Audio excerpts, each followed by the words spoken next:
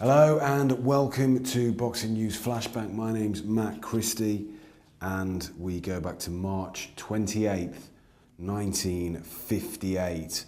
On the front page I've got imagery of Floyd Patterson taking part in an exhibition bout with Dusty Rhodes, who he knocked at full stretch in the third round of their exhibition. It came on the same card as Dick Richardson, an old British heavyweight who was disqualified again against heavyweight contender Cleveland Williams.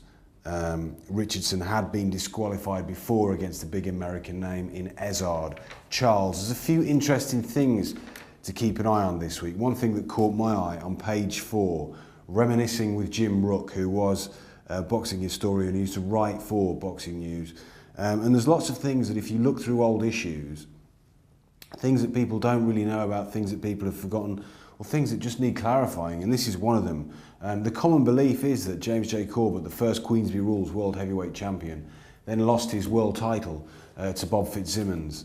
But there was a period in between where Corbett was inactive, and according to this article, he definitely did announce his retirement. And in the meantime, Peter Mayer won the world title, lost it to Bob Fitzsimmons, and effectively James J. Corbett was the challenger when he stepped into the ring with Bob Fitzsimmons. But of course they went through everything as if Corbett was still the champion.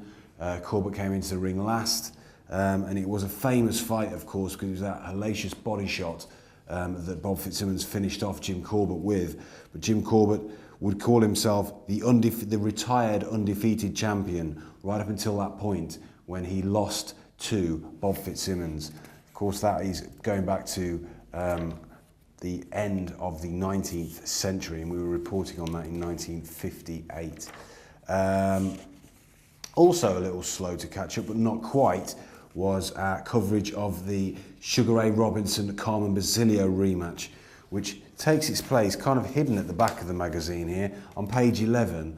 And what Sugar Ray Robinson had done is something that is highly unlikely ever to be repeated, and that was win the world middleweight title for the 5th time. He had put some wrongs right. Carmen Basilio had beaten him via 15-round decision just before this one, before their rematch.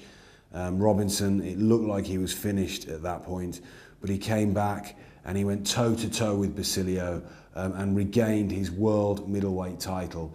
It was a fantastic night. Really, though, that would be the end for Sugar Ray Robinson, certainly as a champion.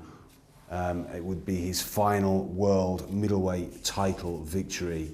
But, of course, he had already secured his place at the very, very top of boxing history. I think that'll do it for this week. I'll see you next week for more Flashback.